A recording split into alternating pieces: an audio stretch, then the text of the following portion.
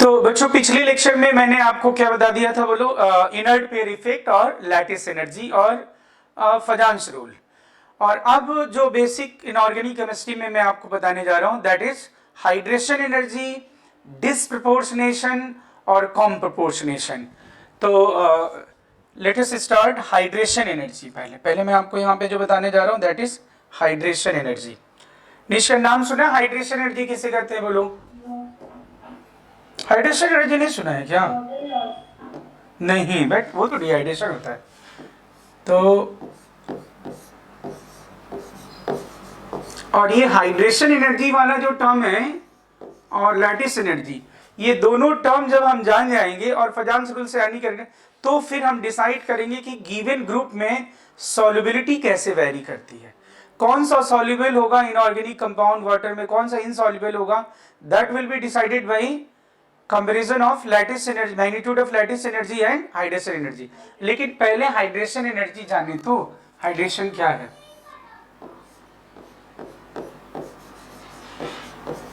मतलब hydration energy क्यों लिख रहा हूं मैं, सिंपल हाइड्रेशन प्रोसेस लिख रहा हूं, ठीक है ना। हाइड्रेशन या फिर जनरल हम क्या बोलते हैं, बोलो, अगर कोई भी सॉल्वेंट लेंगे तो if any solvent is taken then generalized is solvation. बोलो जनरलाइज क्या बोलेंगे, सॉल्वेशन।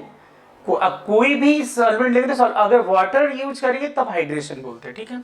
अब इसे ध्यान से देखना, ये हाइड्रेशन मतलब इट्स वेरी सिंपल कॉन्सेप्ट। छोटे बच्चों देखो, ये ध्यान से देखो, ये वाला ये बीकर है और इस बीकर में मैंने क्या किया, लिथियम प्लस का कॉन्फ़िगरेशन है आपका 1s2 2s0 और 2p0, यस ना। अरे लिथियम कितना होता है, एटॉमिक नंबर 3 होता है ना। तो क्या होगा 1s2 2s1 और एक इलेक्ट्रॉन रिमूव कर दिया तो क्या होगा फिर 1s2 2s0 और p तो खाली पड़ा है पहले से भी। ये है लिथियम। ये लिथियम प्लस को मैंने क्या किया, ये यहाँ पे है आपका वाटर मॉलिक्यूल, इसमें वाटर मॉलिक्यूल इज देयर, ये वाटर मॉलिक्यूल है, ठीक है ना, बहुत सारे वाटर मॉलिक्यूल। ये Li प्लस को इसमें डब ऐसा ऐड कर दिया। अब बालक मुझे बताओ Li प्लस जिसमें इसमें जब आएगा तो Li प्लस को वाटर के मॉलिक्यूल सराउंड करेंगे। इनिशियली जो वाटर मॉलिक्यूल Li प्लस को अप्रोच करेंगे वो उसके साथ कैसे जुड़ेंगे, तो एक्चुअली मैंने बताया था आपको ना, लोन पेयर, डोनर, न्यूक्लियोफाइल और लेविस बेस होते हैं, यस या no. And lone pair acceptor जिसके पास भी वैकेंट ऑर्बिटल है वो लेविस एसिड होता है, La लाला लाला, lone pair acceptor Lewis acid, yes या नो, यस। तो अब इसके पास ऑर्बिटल कौन कौन से खाली है भाई, इसके पास ऑर्बिटल कौन कौन सा खाली है, 4 ऑर्बिटल खाली है, 3 p वाला और क्या है बोलो, हाँ ये देखो, ये हो गया आपका, ये खाली। तो इनिशियली जब वाटर मॉलिक्यूल इसे अप्रोच करेंगे वो वाटर मॉलिक्यूल क्या करेंगे, ये वाटर मॉलिक्यूल लोन पेयर इसे डोनेट करेंगे और कोऑर्डिनेट बॉन्ड बनाएंगे, एक डोनर ते दूसरा एक्सेप्टर। ऐसा बॉन्ड कौन सा बनता है, कोऑर्डिनेट बॉन्ड। क्या होता है, हाँ कोऑर्डिनेट। ये कितने वाटर मॉलिक्यूल इससे जुड़ गए कोऑर्डिनेट बॉन्ड से, 4 वाटर मॉलिक्यूल, ठीक है। और अब मैं यहां पे लिख रहा हूं कि अब इसमें चार्ज कैसा होगा भाई, बोलो बोलो, न्यूट्रल कैसे होगा दोस्त। न्यूट्रल तो तब होता है जब प्लस में तुम माइनस जोड़ दो। वाटर पे कोई चार्ज होता है क्या, तो फिर वाटर पे तो कोई चार्ज नहीं है ना, तो वाटर न्यूट्रल है और Li पे प्लस है, तो नेट क्या हो जाएगा, प्लस ही रहेगा ना। अरे Li पे +1 है, H2O न्यूट्रल है ना। जब Li प्लस होता फिर मैं लिख देता हूं वहां पे Cl माइनस, तो प्लस माइनस 0 हो जाता। लेकिन H2O पे तो कोई चार्ज ही नहीं है। और ये कितने H2O मॉलिक्यूल हैं बोलो, 4 वाट। ये 4 किस वाटर के, ये Li प्लस के साथ कोऑर्डिनेटेड है, ठीक है ना। अब बोलो, अब क्या इसके सराउंडिंग में और वाटर मॉलिक्यूल नहीं होंगे? Yes, sir. बहुत सारे। अरे मैं पानी में से कूदांगा तो जो मेरे बॉडी से चिपके हुए वाटर मॉलिक्यूल तो हैं, और उसके बाद भी तो वाटर मॉलिक्यूल हैं कि नहीं दोस्त? Yes, sir. तो अब तुम बताओ, जो वाटर मॉलिक्यूल है it can be regarded as a dipole. बोलो, डाइपोल रिगार्ड कर सकते हैं इसको। ये हो गया माइनस वाला एंड, ये हो गया आपका प्लस वाला एंड, नेट इधर माइनस और इधर क्या हो बोलो plus. Water can be regarded as a, बोलो एकदम, डाइपोल। डाइपोल सुना है ना? Yes, sir. यस। अब बोलो, इसमें बहुत सारे वाटर मॉलिक्यूल हैं, इस प्लस की तरफ इस वाटर मॉलिक्यूल का कौन सा एंड होगा बोलो? प्लस वाला कि माइनस वाला? Negative and. और इससे इलेक्ट्रोस्टैटिक अट्रैक्शन होगा कि रिपल्सन होगा? इलेक्ट्रोस्टैटिक अट्रैक्शन से एनर्जी, पोटेंशियल एनर्जी डिक्रीज होती है कि इंक्रीज होती है? देखो, attraction always decreases energy and repulsion always increases energy. Generally यही होता है ना भाई?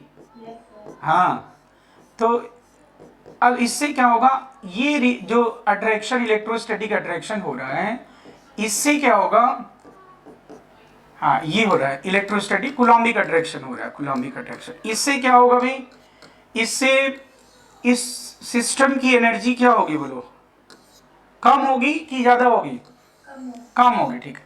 अब बताओ, ये वाटर मॉलिक्यूल ने इसको सराउंड कर लिया, एक लेयर बना लिया। अब क्या ये पॉजिटिव चार्ज खत्म हो गया? भाई किसी प्लस को खत्म करने के लिए माइनस ऐड करना पड़ेगा ना। ये प्लस रहता तो +1 -1 ऐड कर देता तो ये न्यूट्रल हो जाता। तो तुमने यहाँ माइनस का ऐड किया, ये तो डाइपोल, ये तो न्यूट्रल है ना। Yes, sir. तो क्या ये प्लस खत्म हो गया? No, sir. तुम एक मैग्नेट को कपड़े से लपेटते जाओ तो क्या मैग्नेटिक फील्ड की स्ट्रेंथ ही खत्म हो जाएगी?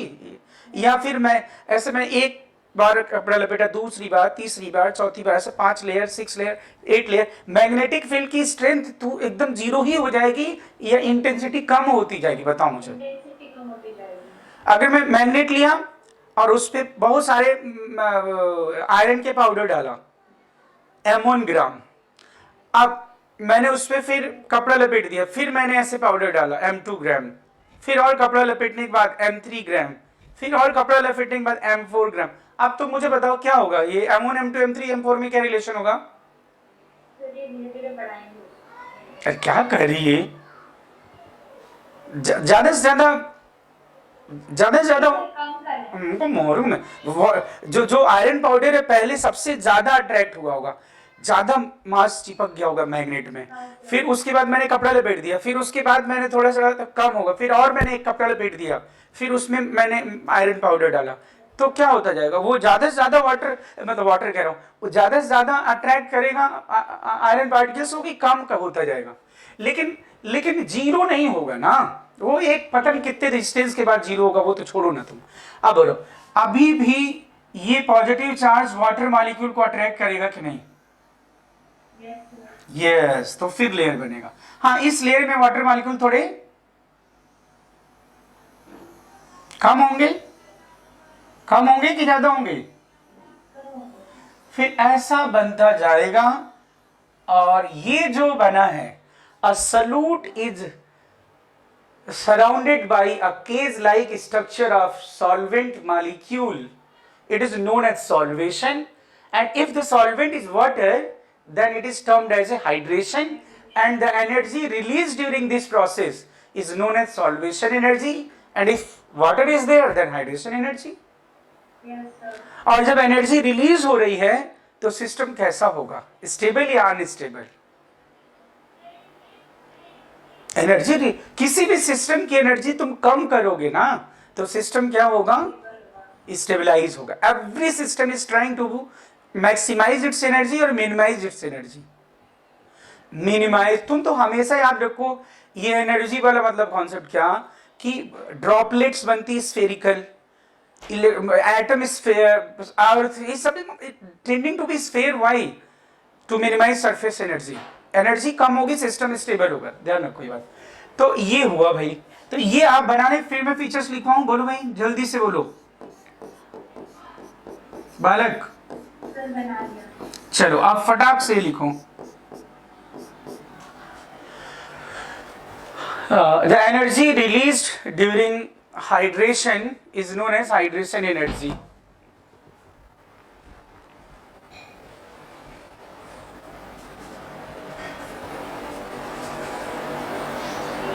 ये जो एनर्जी रिलीज होगी उसी को क्या बोलेंगे, मतलब हाइड्रेशन कैसा प्रोसेस हुआ, एक्सोथर्मिक प्रोसेस और एंडोथर्मिक प्रोसेस। Exothermic, okay. हाँ अब नेक्स्ट हम लिखेगा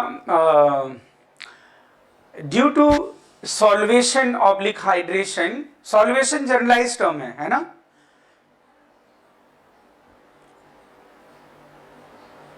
क्या लिखा? Due to solvation. हाँ, due to solvation oblique hydration solute becomes stable. Solute becomes stable,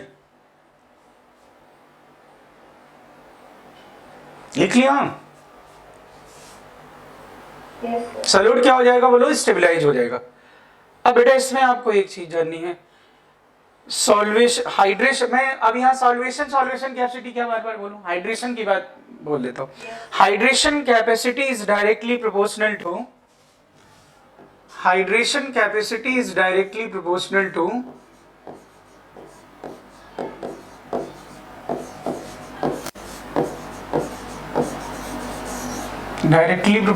charge density.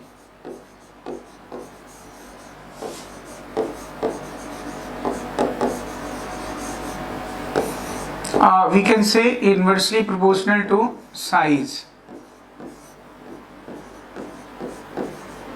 of solute। बोलो चार्ज डेंसिटी, यस या no? Yes sir. Charge density जितनी ज्यादा होगी उतने ज्यादा वाटर मॉलिक्यूल को अट्रैक्ट करने की कैपेसिटी क्या होगी? There will be strong interaction between solute and solvent. और ये हाइड्रेशन कैपेसिटी, या फिर मैं यहाँ पे क्या लिखूं, जितना ज्यादा हाइड्रेशन होगा तो क्या होगा, हाइड्रेशन एनर्जी भी ज्यादा रिलीज होगी कि कम रिलीज होगी बोलो? तो हाइड्रेशन एनर्जी बोलूं मैं, या फिर ये एक ही बात है, हाइड्रेशन कैपेसिटी और हाइड्रेशन एनर्जी। डन? ओके। तो अगर मैं यहां पे बोलता हूं हाइड्रेशन एनर्जी, तो बोलो lithium plus sodium potassium rubidium caesium, दुष्टूज बोलो जल्दी। यस Li प्लस, फटाफट लिखते चलना बेटा, ये हो गया। फिर इसका एप्लीकेशन पढ़ेंगे। ऐसे कोई जरूरी है कि ये केटायन ही हो? क्या यहाँ पे हम सॉल्यूट ऐसा नहीं कर सकते, यहाँ पे मैं प्लस ना लिख के माइनस लिख दूं? अगर मैं यहाँ पे माइनस लिखूंगा तो फिर कौन सा वाला एंड इधर अट्रैक्ट होगा?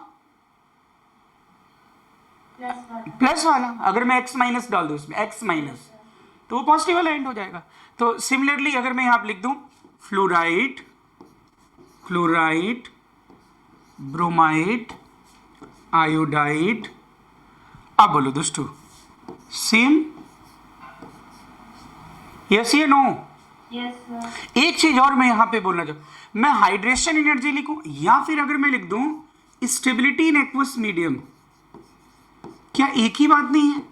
अगर आप हाइड्रेशन कर दो, हाइड्रेशन से सॉल्यूट क्या हो रहा है, मैंने क्या बोला, due to hydration solute becomes stable और unstable.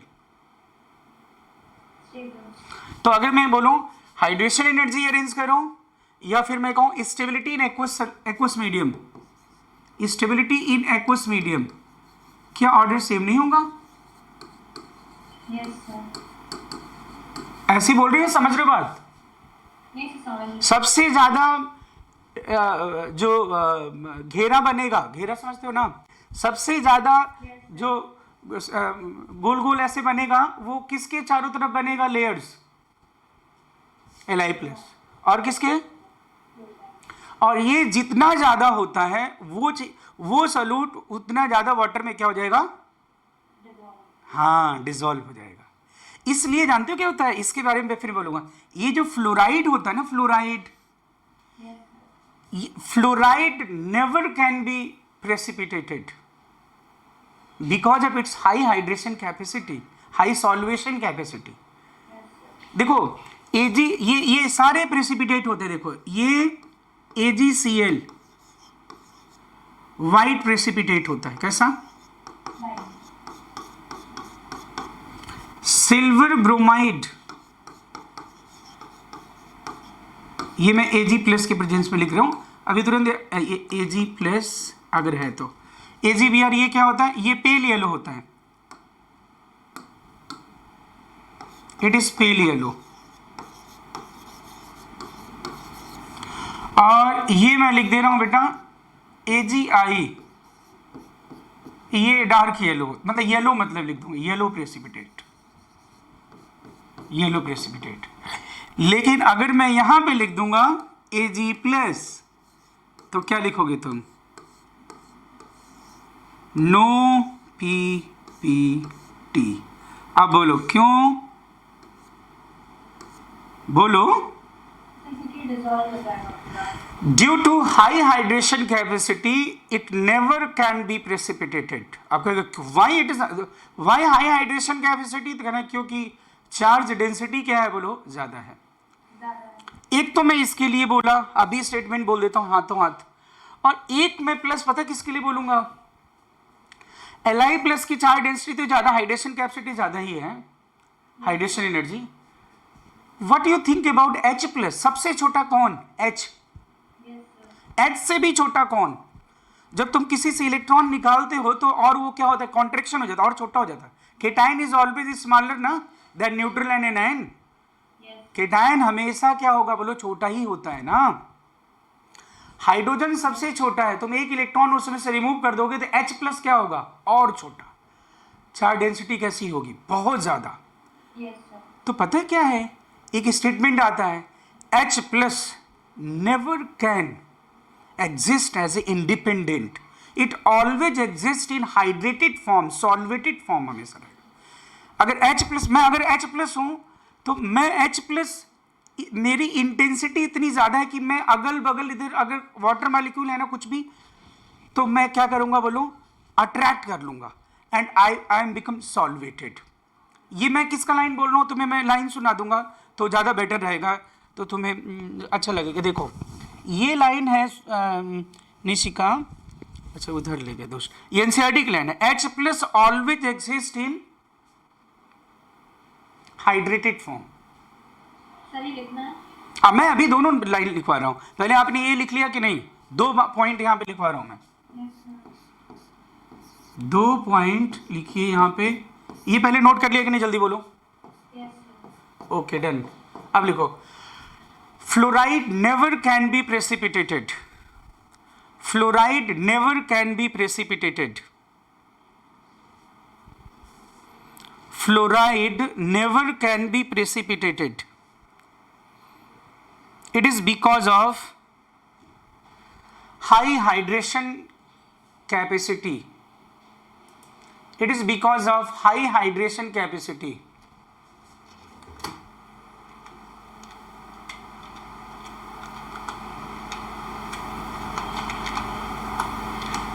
Yes, sir.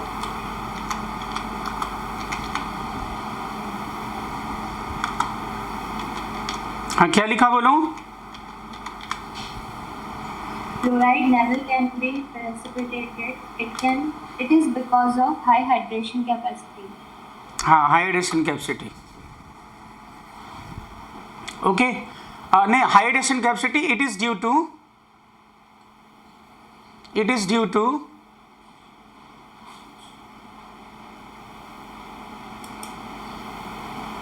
Yes, sir. it is due to its high charge density. It is due to its high charge density. It is due to its high charge density. Yes, sir. अब आप लिखिएगा proton cannot exist freely in solution. Sir, ये next point है. Yes, next point. H plus can not exist, H plus proton मतलब क्या होता है, H plus ही तो होता है दुष्ट। H plus cannot exist freely in solution.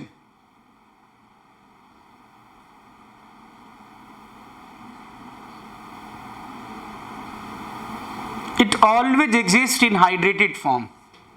It always exists in hydrated form. It is because of its high charge density. It is because of its high charge density.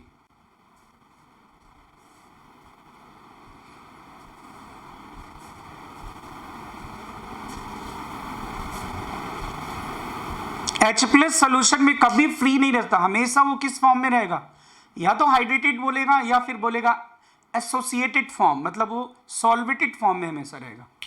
लिख लिया? Done है, ठीक है। अब बेटा ये हो गया। अब मैं यहाँ पे एक बात और बताता हूँ। बालक मुझे ये बताओ, एक टर्म और है यहाँ पे, ये जो ये तुम ये देख रहे हो ना आप, तुम्हें ये पता चला हाइड्रेशन मतलब ऐसा हो गया कि जैसे तुम ओनियन में कैसे लेयर रहता है, हाँ सर, ऐसे ही लेयर्ड स्ट्रक्चर बना है। तो अब ये जो हाइड्रेटेड फॉर्म पूरा है ना, हाइड्रेटेड आयन, ये यहाँ से लेके यहाँ तक जो, इसे हम बोलेंगे डायमीटर ऑफ हाइड्रेटेड आयन। क्या बोलेंगे भाई? Diameter of hydrated ion. तो अगर डायमीटर ऑफ हाइड्रेटेड आयन अगर आपसे पूछता है तो बोलो डायमीटर ऑफ हाइड्रेटेड आयन किसका ज्यादा होगा। वैसे अगर मैं पूछूं Li प्लस और Cgm प्लस कौन बड़ा है, बताओ जल्दी बोलो। तो Cgm प्लस, लेकिन मेरा क्वेश्चन ये नहीं है, मैं तो ये पूछ ही नहीं रहा हूं। मैं तो क्या पूछ रहा हूं? Diameter of hydrated ion. Diameter ion केवल नहीं पूछ रहा हूं, डायमीटर ऑफ हाइड्रेटेड आयन या diameter of this cation, these cations in aqueous medium. एक ही बात हो गई। इन एक्वस मीडियम बोलूंगा तो हाइड्रेटेड ही हो जाएगा। तो अब बोलो मुझे कौन बड़ा होगा? जो लिथियम प्लस तुम्हें छोटा दिख रहा है वो वाटर में क्या होगा? बड़ा दिखेगा। अरे एक नंबर की तो ये तुम बताओ। लिथियम, मैं लिथियम प्लस को वाटर में ऐड कर दिया, अब वो लिथियम प्लस के सबसे ज्यादा घेरा किसके चारों तरफ बनेगा? वो लेयर। और वो जो हाइड्रेटेड आयन का डायमीटर मैं बोल रहा हूँ उसको मतलब क्या है? मैं कहां से कहां मेजर करूंगा? मैं लिथियम का थोड़ा मेजर करूंगा, मैं तो मेजर करूंगा इसका जहां लास्ट घेरा है। घेरा घेरा समझ रहे हो कि नहीं तुम लोग? नहीं, घेवर घेवर में समझ लेना। घेरा ये इधर से लेके यहां तक जो लेयर है, लेयर बोल रहा हूं मैं, यहां से। तो तुम बताओ Li प्लस और Cgm प्लस किसके चारों तरफ सबसे बड़ा घेरा? हाँ देखा। और मैं सिंपल पूछता हूं लिथियम प्लस Cgm प्लस कौन बड़ा? तो जानते ही हो फिर तो कोई बात, Cgm प्लस। तो आप क्यों ना ऐसा लिखो बेटा, diameter of hydrated ion, diameter of hydrated ion of hydrated ion. अब मैं यहां पे हाइड्रेटेड आयन लिख दे रहा हूं, इट मे बी केटायन और बोलो बेटा anion. Hydrated ion is directly proportional to its hydration capacity, मतलब charge density।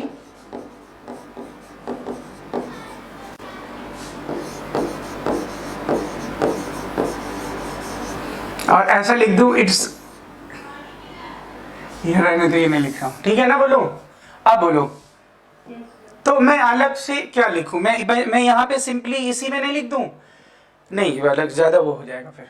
Diameter of hydrated ion, तो बोलो डायमीटर ऑफ हाइड्रेटेड आयन कौन सा होगा? Li plus sodium plus lithium, sodium potassium, और ये हो गया जी रुबिडियम, और ये हो गया सीजियम। बेटा बोले इसमें बिल्कुल डाउट नहीं है आपको? डन है, पक्की बात है? हाँ ये ध्यान रखना। अब एक चीज और होता है जिसका देखो, यू नो कंडक्टिविटी सुना ही होगा।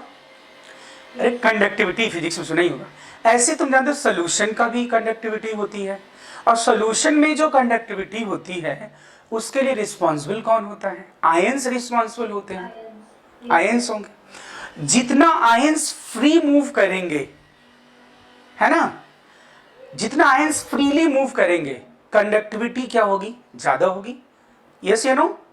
तो अगर किसी सोल्यूशन की मैं बोलूं आयनिक कंडक्टेंस या फिर आयनिक मोबिलिटी, मोबिलिटी मतलब जल्दी जल्दी क्या करना बोलो, मूव करना, दैट इज आयनिक मोबिलिटी। तो अगर मैं यहाँ पे बोलूं कि लिथियम प्लस सोडियम प्लस ये सेम लिखा हुआ है, मैंने कहा यहीं पे लिख दिया मैंने, आयनिक कंडक्टेंस क्या होगा, लिथियम प्लस को मैंने एक बीकर में रख दिया, पानी का बीकर है, पानी डाला हुआ है, Na प्लस रख दिया दूसरे बीकर में, ऐसे रख दिया। अब बताओ मुझे किसकी कंडक्टिविटी ज्यादा होगी?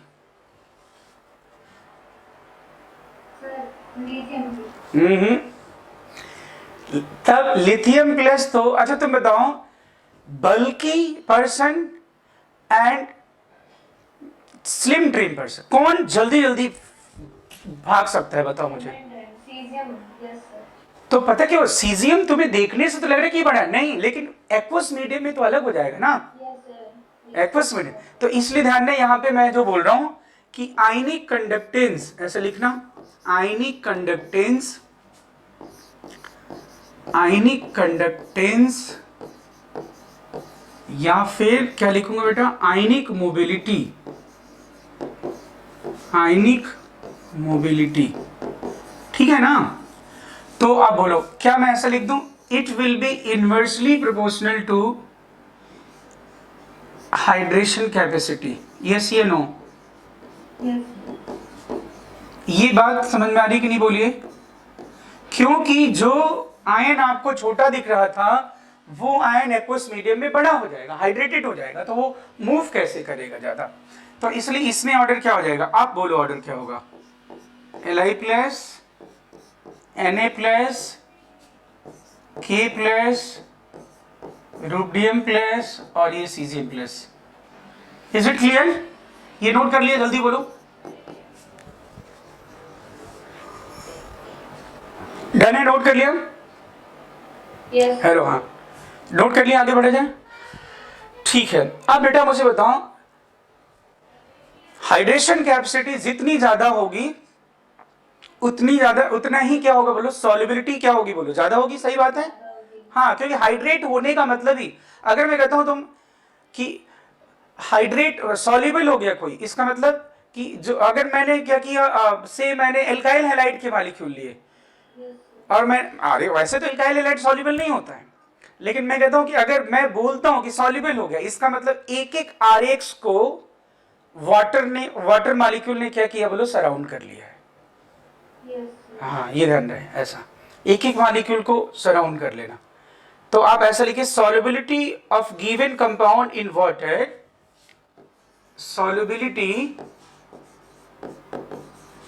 solubility in H2O is directly proportional to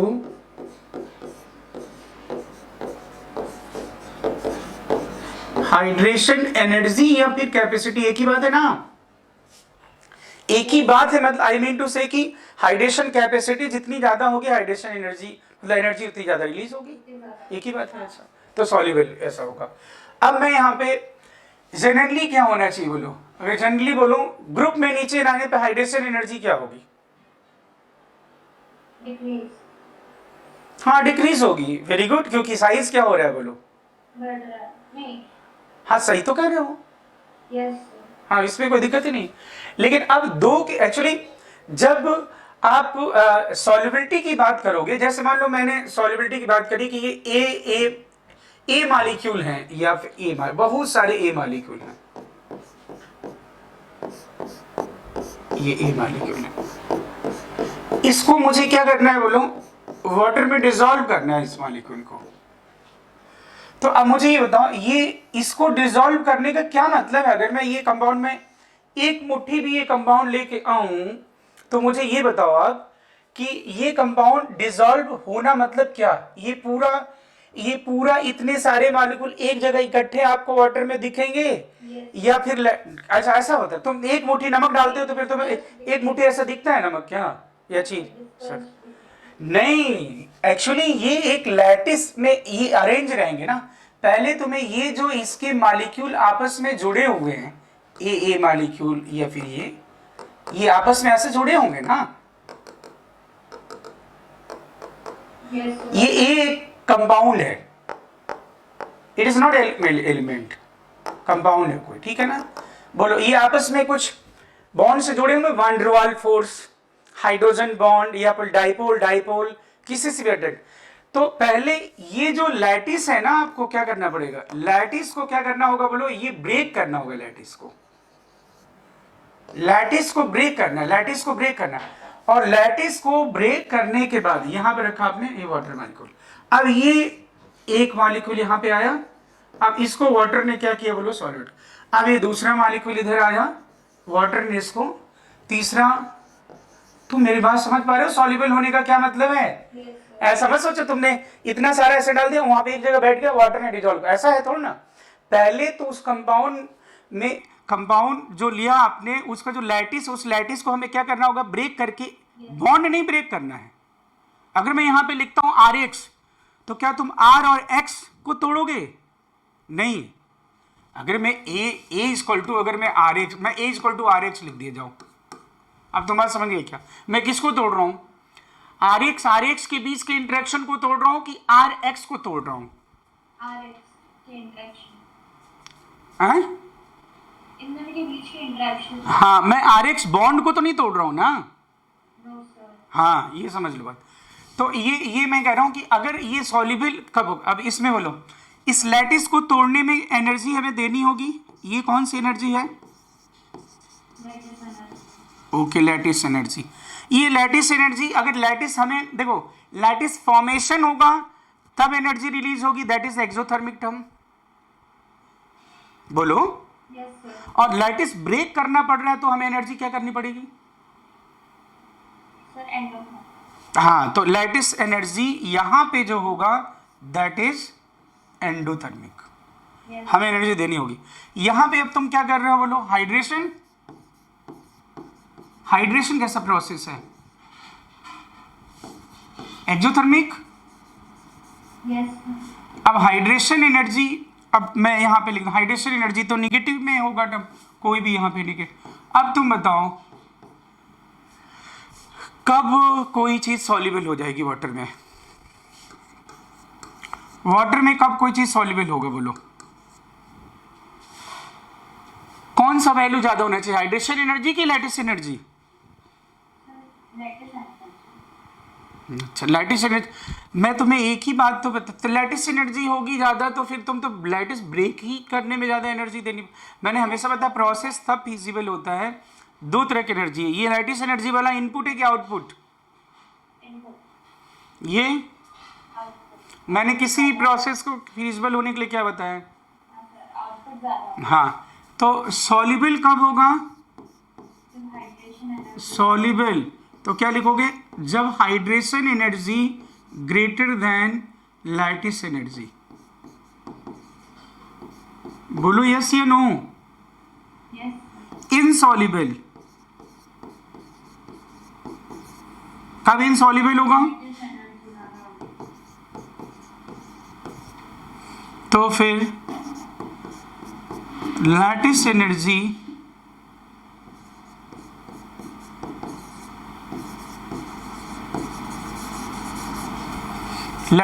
is greater than hydration energy. और अगर ये दोनों इक्वल हो तो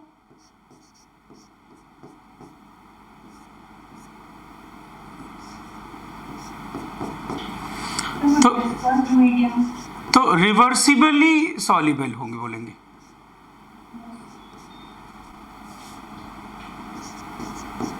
मतलब प्रेसिपिटेशन भी होता रहेगा, और हाँ, प्रेसिपिटेशन और सॉल्युबल के बीच में क्या होगा, इक्विलिब्रियम मेंटेन होगा।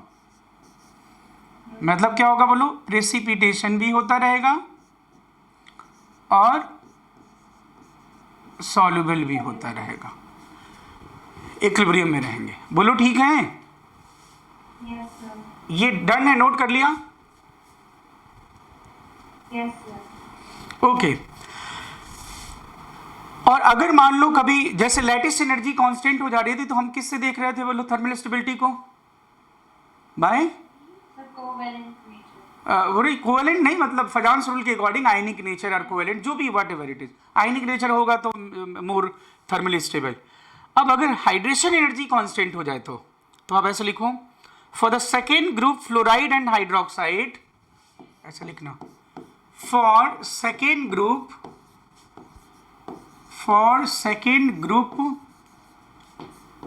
Fluoride and hydroxide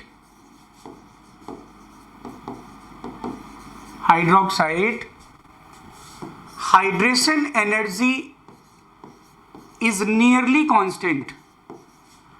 Hydration energy is nearly constant.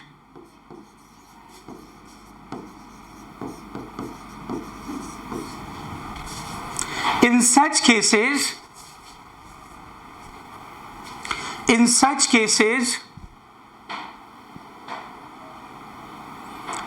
solubility will be compared on the basis of lattice energy. In such cases, solubility will be compared on the basis of lattice energy.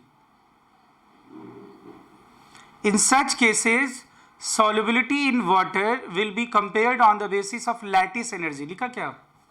Yes, sir. और lattice energy और इसमें क्या relation होना चाहिए? Lattice energy अगर कम होगा तो solubility क्या होगी? ज़्यादा। हाँ, क्योंकि लैटिस इजिली ब्रेक हो जाएगा ना भाई। इनपुट वाला टर्म जितना कम हो उतना अच्छा है, बोलो भाई। तो इसमें ऐसे केस में क्या फिर लिखना, सॉल्युबिलिटी इनवर्सली प्रोपोर्शनल, ये तो होता ही, हमेशा होता है ये तो, solubility is always inversely proportional to lattice energy. अब अगर मैं यहाँ लिखता हूं beryllium fluoride, calcium fluoride,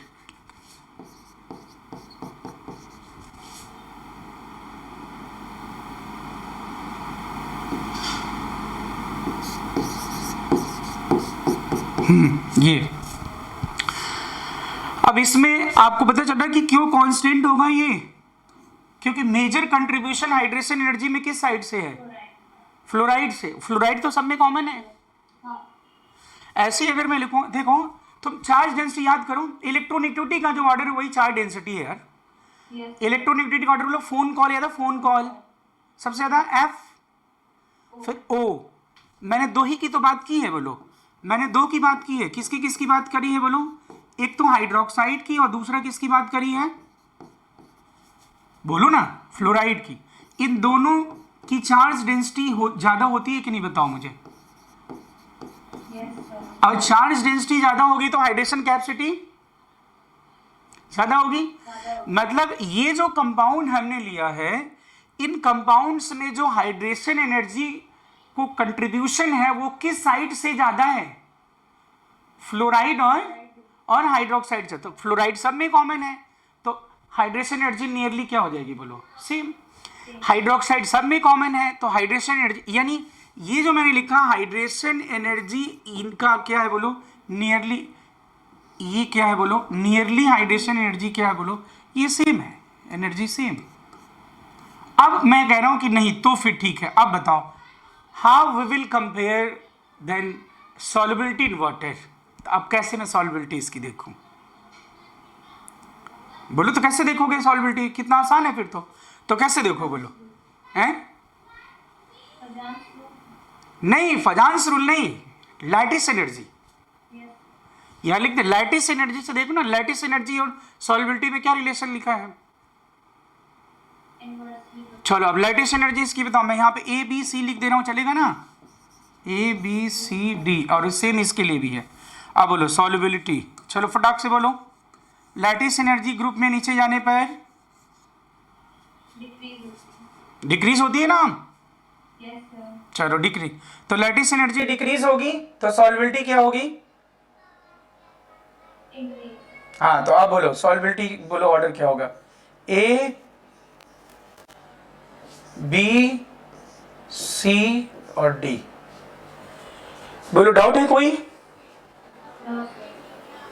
lattice energy decreases then solubility in water increases. और हाइड्रेशन एनर्जी क्यों नहीं देख सकते? क्योंकि हाइड्रेशन एनर्जी तो हाँ सब में कॉमन है, कांस्टेंट है। और एक और पॉइंट बस लिखवाने जा रहा हूं मैं, अब फिर तो आपको आज जो मैं डीपीपी भेजूंगा उसके क्वेश्चन सॉल्व करोगे, बहुत इंपॉर्टेंट क्वेश्चन है, पक्का आते हैं इससे रिलेटेड। ये डन है, नोट कर लिया बेटा, जल्दी बोलो। और ये इंपॉर्टेंट चीज है, ये देखना है, मुझसे याद रखना। डन है। If lattice energy is nearly constant, if lattice energy is nearly constant, तब क्या करोगे? सॉल्युबिलिटी कैसे देखोगे? थर्मल स्टेबिलिटी तो फजांस रूल से देख लोगे, लेकिन सॉल्युबिलिटी फिर आप देखोगे कैसे? Hydration energy of cation. अच्छा बताओ, लैटिस एनर्जी नियरली कांस्टेंट कब होता है? पॉलीएटॉमिक एनायन में। तो पॉलीएटॉमिक एनायन में तो कॉमन है, पॉलीएटॉमिक एनायन तो क्या डिफरेंट होगा? केटायन ही तो डिफरेंट होगा। तो आप ऐसे लिखो, if lattice energy is nearly constant then solubility in water is directly proportional to hydration energy of cation. Hydration energy of cation. For example,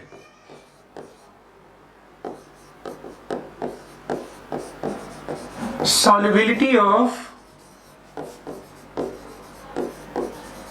carbonate, sulfate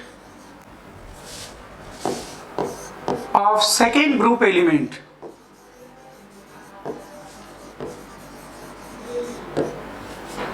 second group elements, बोलो क्या होगा? increases down the group और decreases down the group? Decreases down the group. क्यों?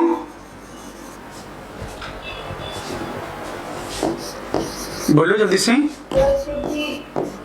Hydration energy decrease होती है। हाँ, क्योंकि beryllium ये है ना, बेरिलियम, फिर मैग्नीशियम, कैल्शियम, स्ट्रांसियम,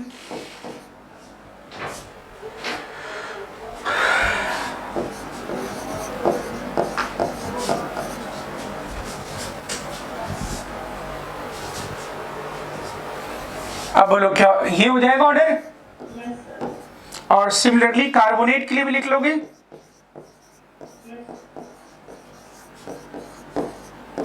इसमें किसकी हाइड्रेशन एनर्जी हम लोग देख रहे हैं? केटाइन की ना? केटाइन की ना? एनाइन तो कॉमन ही है ना। तो इसमें ये मैंने बेसिक बता दिया, डिस्पोज रिलेटेड और कॉम प्रोपोर्शनेशन मैं आपको नेक्स्ट लेक्चर में बताऊंगा, आज इतना ही पढ़ाऊंगा, ठीक है ना? तो इतना ही, okay, thank you, bye bye.